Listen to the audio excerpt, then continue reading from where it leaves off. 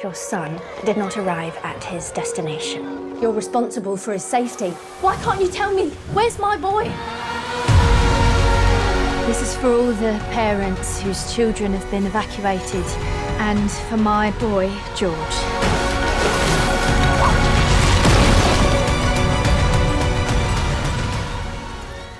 We have seen so many movies about war, but very few from the perspective of a child. What do you think is different when we see the world through an eyes of a kid? And what was the most difficult part of shooting all those sequences in London and in places that you have been? Well, when you see things through a child's eyes, it brings us back to, you know, our origins as who we are, who we were, you know, before we compromised, before we pretended not to see, before we pretended not to listen. You know, it's you know, for the child's eyes, it's good and bad and right and wrong. And to see the world like that and see how much of a mess we've made out of it as adults is very sobering. So that's what I wanted to do, you know, by working with Elliot to create that and sort of to get the audience's sort of perspective into his eyes. Very, very, very, very important. And to answer your second question, as far as the sort of sets in London and Hull and Liverpool and elsewhere we shot in UK, it was really interesting to sort of find those locations, because what I didn't want to do was shoot a movie with using blue or green screen or some kind of backdrop, which was a special effect backdrop. For me, it had to be real. There had to be some kind of tactility to it and depth, because I think with that, you get the best performances.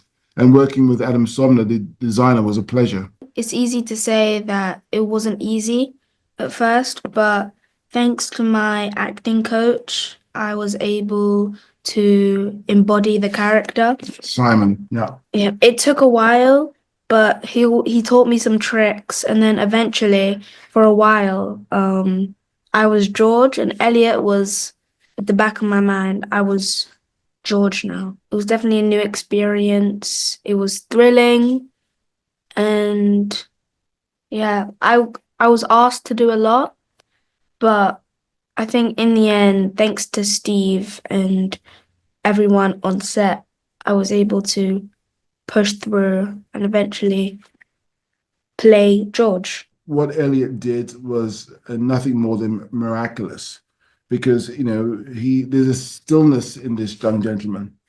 And with that, the audience projects himself onto him. You know, you become George. So you revert back to who you were, this innocence. And again, it's like seeing everything for the first time. You know, it's like when you have a child and the child gives you a leaf, you know, and you look at this leaf, but then you actually look at it again because you're looking at it through his or her eyes. And that's what we do. That's what George helps us to do, trying to find our way back from the madness that we have created, really. Writing it was one of those things, again, as a black child, as Elliot will, unfortunately, and has experienced racism. You know, he's experienced it, you know, often on camera.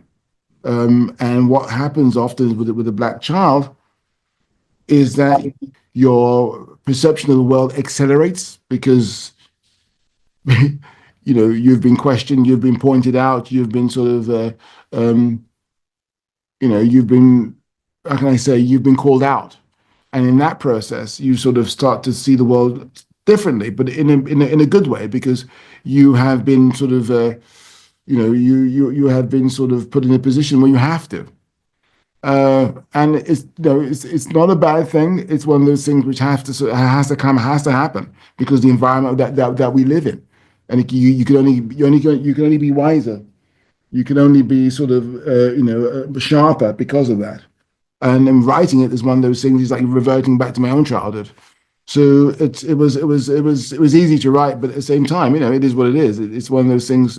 I imagine it's hard, because you go back to a certain point where you are called a certain name for the first time, or you have to sort of grapple with a certain situation. And sometimes you got to, as you know, as George's grandfather says, you know, all mouth and no trousers, and you have to deal with those people.